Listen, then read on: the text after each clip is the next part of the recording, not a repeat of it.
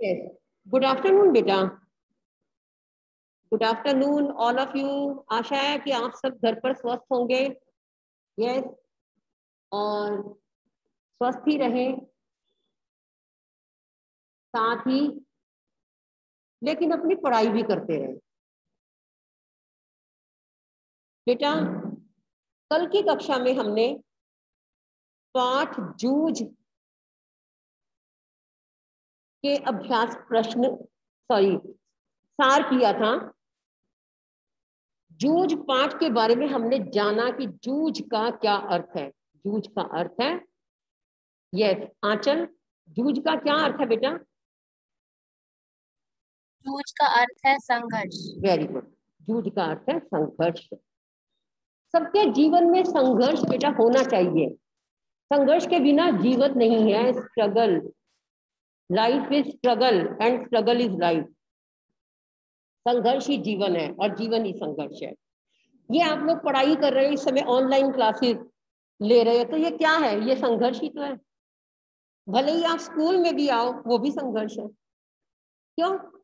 सुबह उठ रहे हैं, तैयार हो रहे हैं, फिर अपना बैग वगैरह संभाल रहे हैं, आ रहे हैं, स्कूल में आकर पढ़ना, इंस्ट्रक्शंस में रहना, क्या है? ये संघर्ष है।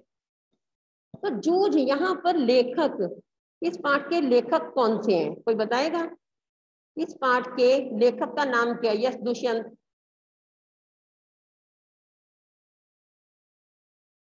दुष्यंत, लेखक का नाम क्या है? जल्दी बोलो बेटा।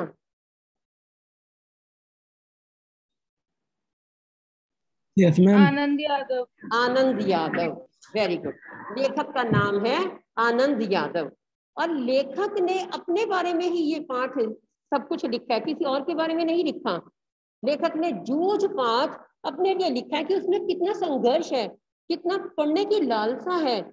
पिता के ना चाहने पर भी वो किस प्रकार से अपनी पढ़ाई का पूरा अरेंजमेंट, पूरा इंतजाम करते हैं कि किसी प्रकार से मैं पढ़ूं। तो आप तो बहुत ही सौभाग्यशाली हैं जो कि आपको आपके पेरेंट्स एक रेप्यूटेड, एक अच्छे स्कूल में पढ़ा रहे हैं। और यहाँ लेखक के साथ में क्या होता है कि लेखक पढ़ना चाहता है और उसके पिता ने पढ़ाने से उसको हटा लिया। 5वीं कक्षा में लेखक पढ़ रहा होता है, लेकिन पिता ने पढ़ाई से हटा दिया। क्यों? क्योंकि घर का काम, खेती का काम उससे करवाना था। उसके पिता ये चाहते थे कि मैं तो सारा दिन आराम फरमाऊं, घूमूं, और ये जो मेरा बच्चा है ये सारा खेती का काम संभाले। और उसने भी किसी तरीके से ये देखा कि मेरे अंदर पढ़ाई की लालसा है, मेरे अंदर पढ़ाई की लगन है, संघर्ष है, तो अपनी माँ को अपनी दिल की बात बताई। और माँ जरूरी बच्चे की दिल की बात को जानती है और समझती है। माँ ने उसकी बात को समझा और उसके लिए जो भी आवश्यक कदम थे वो उठाए और उसको पढ़ाई की ओर लगाया।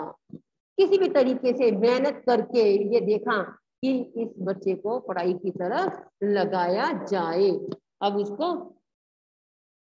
पढ़ने की इच्छा जो थी वो उसकी पूरी हो रही है। वो बहुत मेहनत से पढ़ रहा है, होशियार बच्चों में गिना जाने लगा।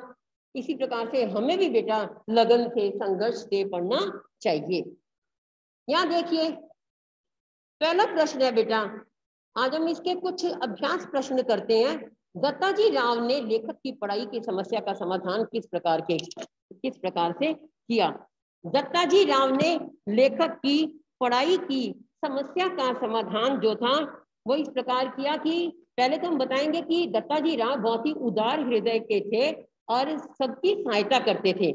फिर उसके बाद में जब उन्होंने देखा लेखक और उसकी माँ अपनी कुछ समस्या लेकर आए हैं, तो उन्होंने उनकी समस्या ध्यान से सुनी और उस पर गौर किया।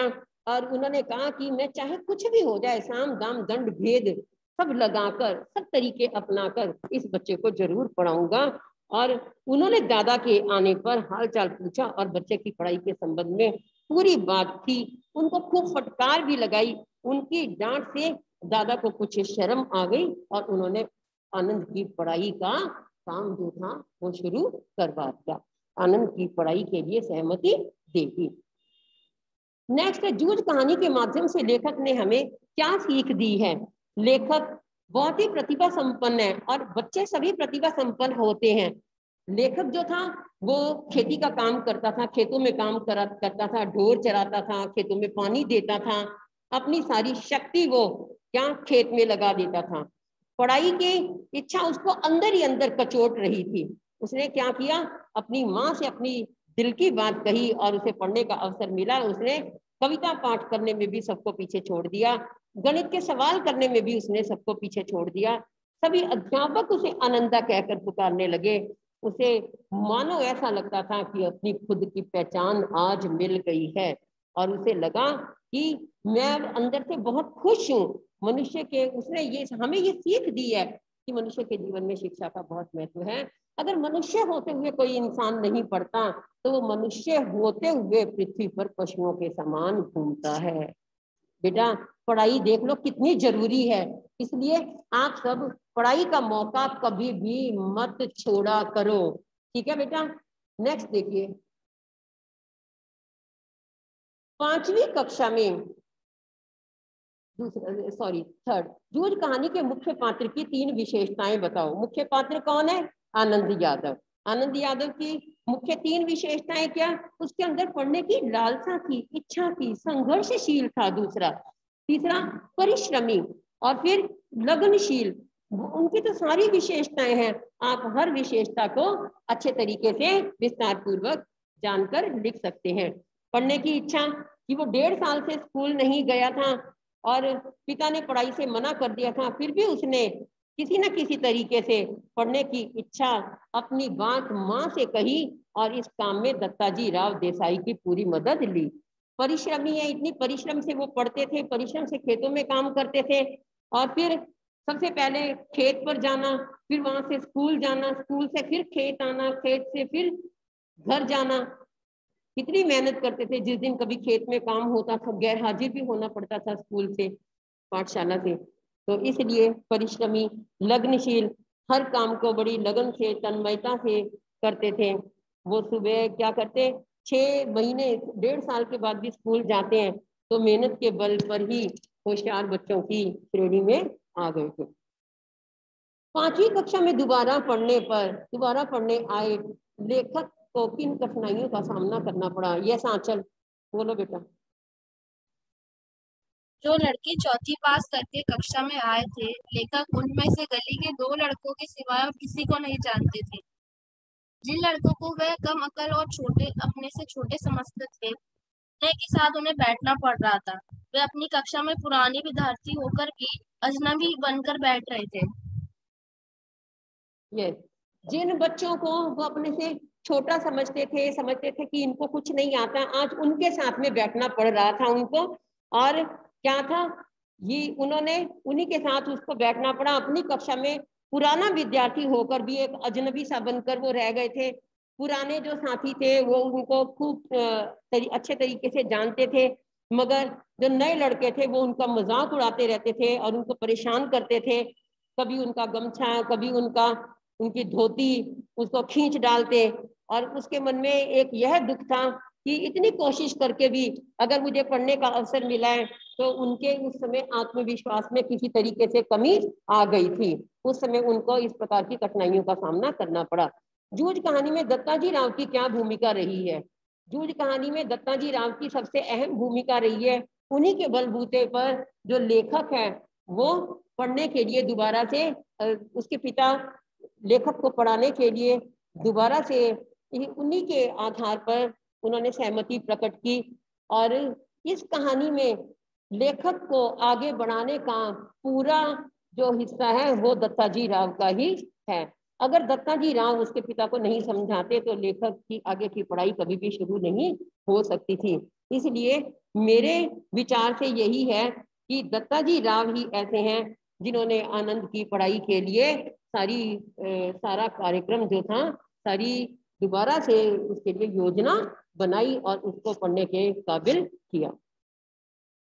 सौंद लगेकर कौन थे और उनकी क्या विशेषता थी?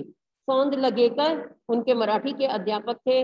उनकी ये विशेषता थी कि वो जो भी कविता गाते थे, बनाते थे, एक तो उसमें अच्छे तरीके से छंदों का, अलंकारों का प्रयोग करते थे, और कविता को बहुत ही सुर से और लय से वो गाते थे। उसी के आधार पर उनके जो बच्चे थे वो भी उनको फॉलो करते हुए उनके उनके समान ही कविताएं बनाते थे और कविताएं गाते भी थे। वो जब कविता गाते थे तो उसी में रम जाते थे। उनका सुरीला गला था और उनमें रसिकता थी।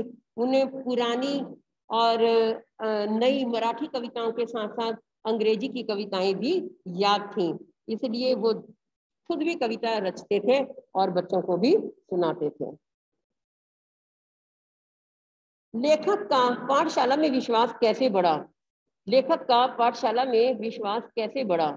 लेखक का पाठशाला में विश्वास तब बढ़ा जब उनके गणित के जो अध्यापक थे वो उनसे देखते थे कि इन्होंने जो सवाल है वो बहुत जल्दी से कर लिया है। वो कॉपी पहले जांच देते थे और उसके बाद में बसंत पाटिल को और लेखक को दोनों को दूसरे बच्चों की कॉपियां जांचने का भी काम दे देते थे। जिस प्रकार से बेटा आप लोगों को भी जब आप अच्छा काम और जल्दी काम कर लेते हो, अपनी कॉपी चेक करवा लेते हो, जांच करवा लेते हो, तो आपके अध्यापक आपको भी कुछ बच्चों का कार्यभार संभाल देते हैं कि आप अब इनकी कॉपी चेक करो। इससे आपका ज्ञान भी बढ़ता है और आत्मविश्वास में भी आगे क्या होता है, हमारा आत्मविश्वास जागृत होता है। और इसी प्रकार से लेखक का भी विश्वास बढ़ा। बसंत पाटिल कौन है और लेखक ने उससे दोस्ती क्यों और कैसे की? बसंत पाटिल कौन है, कौन बताएगा, जल्दी बताइए।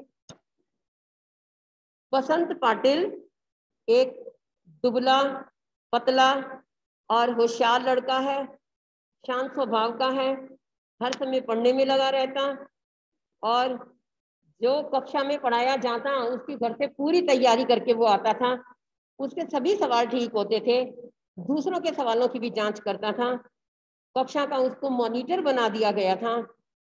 लेखक आनंद यादव भी उसी की तरह उसी के साथ रहने लगा और उसी के जैसा होशियार बन गया। बसंत पाटिल की तरह वो भी लड़कों की कॉपियां सवाल जांचने लगा। इस तरह दोनों में दोस्ती हो गई और दोनों ही एक दूसरे की सहायता से कक्षा में दिए गए काम करने लगे। मंत्री नामक अध्यापक के विषय में टिप्पणी कीजिए। मंत्री नामक अध्यापक कौन था?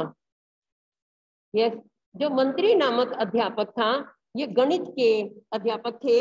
ये गणित के अध्यापक थे और ये छड़ी का इस्तेमाल नहीं करते थे।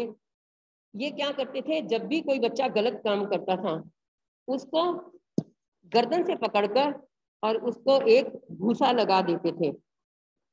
सिर्फ बच्चे उनसे बहुत डरते थे और उनके डर के मारे घर से ही क्या करते थे, काम करके आते थे। घर से ही थोड़ा सा काम तैयार करके आते थे कि मास्टर जी कुछ भी कक्षा में पूछेंगे तो हम उनका उत्तर दे पाएंगे। लेखक की माँ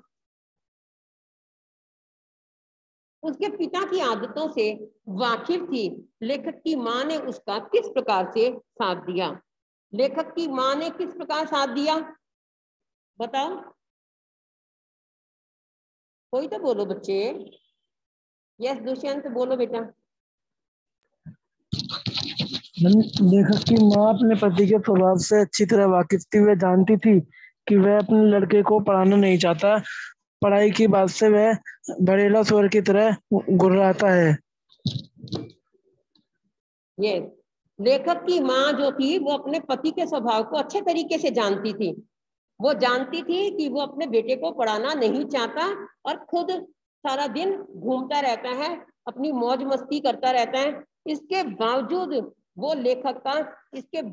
वो लेखक का साथ देती है और दत्ताजी राव के पास जाकर अपने पति के बारे में सारी बातें बताती है और फिर अंत में देसाई जी को अपने आने की बात पति को ना बताने के लिए कहती है कि हम आपके पास आए हैं, ये बात भी पति को नहीं पता लगनी चाहिए। इस प्रकार से लेखक की माँ ने उसका पढ़ाई के लिए पूरा साथ दिया। जूझ कहानी में चित्रित ग्रामीण जीवन का वर्णन अपने शब्दों में कीजिए। जूझ कहानी में ग्रामीण जीवन का यथार्थपरक चित्रण किया गया है कि गांव में किसान जमींदार सभी होते हैं और लेखक खुद खेती का काम करते हैं। उनके पिता बाजार में गुड़ बेचते हैं और इसीलिए गुड़ का काम जल्दी से वो करने लगते हैं कि गुड़ में से उनको अच्छा पैसा मिले। गांव में पूरा परिवार खेती के काम में लगा रहता है, चाहे बच्चे हों, महिलाएं हों, वृद्ध हों, और कुछ बड़े बड़े जमींदार भी होते हैं। जमींदारों का गांव पर बहुत प्रभाव होता है। गांव में जो लोग हैं वो बच्चों की पढ़ाई लिखाई पर इतना ध्यान नहीं देते, वो बच्चों को भी खेती के काम में ही लगा लेते हैं। और ना ही बच्चों के पास इतने, गांव के लोगों के पास इतने कपड़े होते, ना ही वो इधर उधर ज्यादा घूमने जाते, वो अपने काम में ही लगे रहते हैं। बच्चों को घर का भी और पाठशाला का भी काम करना पड़ता है। आप लोगों को तो सिर्फ अपना स्कूल का काम करना पड़ता है, पाठशाला का काम गांव के लोगों को साथ में पिता की सहायता के लिए खेती का काम भी करना पड़ता है। जूझ कहानी में कौन सी बात सबसे प्रेरक लगती है? जूझ कहानी की कौन सी बात सबसे प्रेरक है? बोलो बेटा। जूझ कहानी में हमें वो चीज सबसे प्रेरक लगती है जो आनंद का संघर्ष करना, कि वो पढ़ना चाहता है परंतु मेरी पढ़ाई में पिता रुकावट है, पिता बाधक है। किसी तरीके से वो ऐसा उपाय सोचता है कि उसके पिता को मना लिया जाए और आर्थिक समस्या व काम का बोझ जो है, आर्थिक समस्या, धन की समस्या दूर हो जाएगी, कि अगर वो पढ़ लिख जाएगा तो कोई ना कोई अच्छी नौकरी कर लेगा तो धन की समस्या भी दूर हो जाएगी। और लेकिन पाठशाला का जो माहौल है, वातावरण है, अजनबी वातावरण है, वो उसको परेशान भी करता है।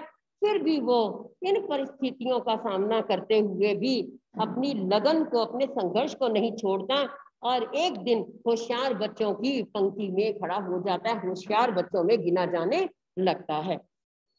बालक जूझ कहानी के लेखक में कविता के प्रति रुचि कैसे उत्पन्न हुई? कविता के प्रति रुचि कैसे उत्पन्न हुई आनंद यादव में? यस, जब वो मराठी पढ़ाने वाले अध्यापक सौंद लगेकर की कविता सुनता था लेखक, तो उसे महसूस होता था कि कविता लिखने वाले भी मनुष्य ही होते हैं, वो कोई और नहीं होते। कवियों के बारे में सुनकर और कविता सुनाने की ध्वनि, गति, चाल सीखने के बाद उसे लगा कि अपने आसपास गांव, खेतों से संबंधित वो किसी भी विषय पर कविता लिख सकता है और वो भी एक कवि बन सकता है। और उसने शुरू में क्या किया, भैंस चराते हुए और खेतों में काम करते हुए जंगली फूलों पर भी उसने तुकबंदी करनी शुरू कर दी। हर समय अपने पास कागज पेंसिल रखने लगा। कागज पेंसिल नहीं होता था तो भैंस के ऊपर ही किसी छोटे से कंकड़ से लिख डालता, और अगर वो भी नहीं तो एक कंकड़ लेकर पृथ्वी पर मिट्टी में ही लिख लेता कि जो जो शब्द मुझे याद आए हैं उनको मैं अभी लिख लूं तो मैं कविता अच्छे तरीके से बना सकता हूँ। इसलिए बेटा, जो भी कुछ याद आए उस चीज को हमें उसी समय नोट कर लेना चाहिए, तो वो हमें चीज कभी भी नहीं, वो शब्द हमें कभी भी नहीं, वो प्रसंग कभी भी नहीं भूलता। बालक आनंद यादव के पिता ने किन शर्तों पर उसे विद्यालय जाने दिया? यस, हाँ जी बेटा बोलो आंचल। पाठशाला जाने से पहले 11 बजे तक खेत में काम करना होगा तथा पानी लगाना होगा। अगर किसी दिन खेत में ज्यादा काम होगा तो उसे पाठशाला नहीं जाना होगा। सारे खेतों पर, हाँ जी बेटा बोलो, शाबाश। छुट्टी होने के बाद घर में बस्ता रखकर सीधे खेत पर आकर घंटा भर ढेर चलाना होगा। ये देखिए, अभी आंचल ने बताया बिल्कुल ठीक कि आनंद यादव के पिता ने कुछ शर्तें की कि आपको विद्यालय, पाठशाला 11 बजे जाना है तो आप सुबह ही अपना बस्ता लेकर खेत पहुंचोगे और खेत से ही पाठशाला जाओगे, पाठशाला से फिर दोबारा खेत पर आओगे और खेत से फिर घर जाओगे। किसी दिन खेत पर बहुत काम होगा तो अपनी पाठशाला से गैर हाजिर भी रहोगे। ठीक है, तो इस प्रकार से उसने सारी शर्तों को स्वीकार किया और शर्तों को स्वीकार करते हुए अपना काम में संघर्ष किया, संघर्षशील रहा, लगनशील रहा, परिश्रमी रहा। दत्ताजी राव की सहायता के बिना जूझ कहानी का मैं पात्र वो सब नहीं कर सकता था, नहीं पा सकता था जो उसे मिला। अपने शब्दों में टिप्पणी कीजिए, अपने शब्दों में बताओ इसका आंसर कि दत्ताजी राव अगर ना होते, अगर दत्ताजी राव सहायता ना करते आनंदा की, तो वो उसने पाया वो सब कुछ वो नहीं पा सकता था। जो उसकी दिल की इच्छा थी, हार्दिक इच्छा थी, वो नहीं पा सकता था। बताइए बेटा, अगर वो ये ना योजना बनाता अपनी माता के साथ कि पिता के मित्र दत्ताजी राव के पास जाया जाए और दत्ताजी राव उसकी सहायता ना करते, तो आज वो अपनी पढ़ाई नहीं कर सकता था, उसका एक सपना नहीं पूरा हो सकता था कि मैं भी अच्छा पढ़ लिख सकूं। उनकी बदौलत ही, उनकी सहायता से ही, उन्होंने ही इसके लिए पूरा सहयोग दिया, उनके पिता को मनाया। पिता ने तभी सहमति दी जब दत्ताजी राव ने उनके ऊपर खूब ज्यादा डांट फटकार लगाई और उनको समझाया। अगर दत्ताजी राव उनके पिता को ना समझाते तो उनके पिता कभी भी ये अनुमति नहीं देते पढ़ने की। और इसलिए मैं कह सकती हूँ या मैं कह सकता हूँ कि दत्ताजी राव की सहायता के बिना मैं पात्र आनंदा यादव वो सब कुछ नहीं पा सकता था जो उसको आज मिल रहा है। जो वो 1.5 साल ना पढ़ने पर भी दोबारा अपने विद्यालय गया, दोबारा पाठशाला गया और वो होशियार बच्चों की गिनती में आने लगा। उसके जीवन का एक सपना पूरा होने लगा। इस कहानी के कथा नायक का मन पाठशाला जाने के लिए क्यों तड़पता था? उसे खेती का काम क्यों नहीं अच्छा लगता था? अपने शब्दों में उत्तर दीजिए। यस, बताओ बेटा। पूरा पाठ हमने पढ़ा। इस कहानी के कथा नायक कौन है? इस कहानी के प्रिंसी इस कहानी के कथा नायक कौन है?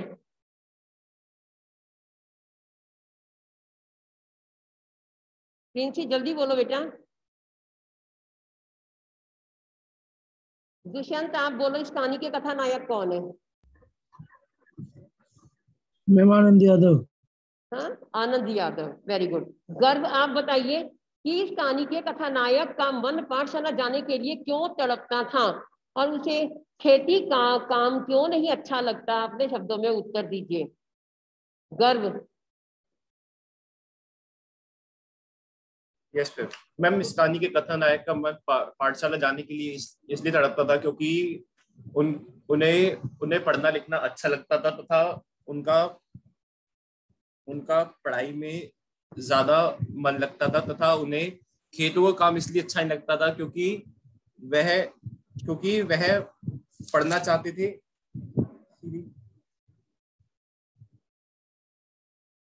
यस, इस कहानी, यस वेरी गुड बेटा।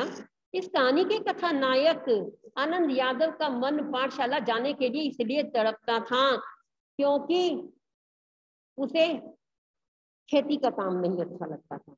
इसलिए तड़पता था कि खेती के काम में इतना पैसा नहीं मिलने वाला और अगर वो पढ़ लिख जाएगा तो कहीं अच्छी नौकरी मिल जाएगी और अच्छा पैसा कमा पाएगा।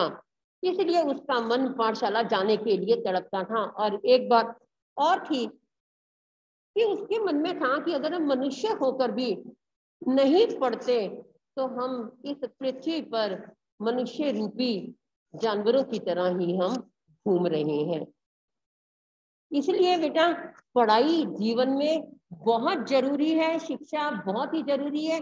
शिक्षा विहीन पशु एवं शिक्षा के बिना मनुष्य पशु के समान लगता है। ठीक है, अगर हमारी जैसी भी सिचुएशंस है, जैसी भी परिस्थितियां, अब देखो अभी इतना कोरोना काल में आप लोगों को क्या आपके पेरेंट्स ने कहा कि आप नहीं पढ़ोगे?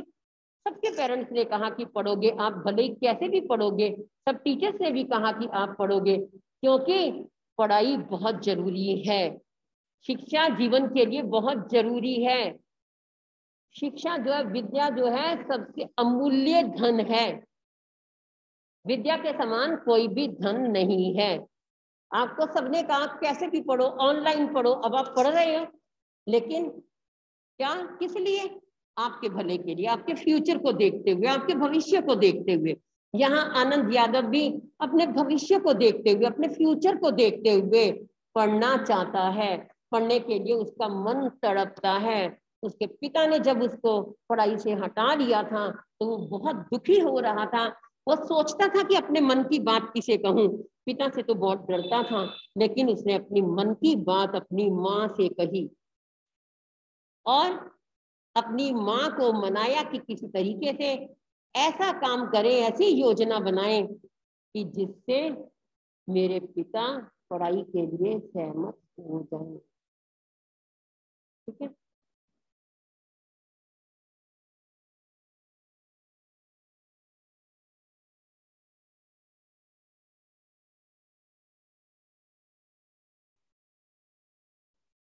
तो आज की कक्षा में बेटा हमने ये जूझ पाठ के प्रश्न उत्तर किए। आप इनको अपनी कार्य पुस्तिका में लिखेंगे, ठीक है, और अच्छे तरीके से आप पूरा पाठ दोबारा से पढ़ेंगे।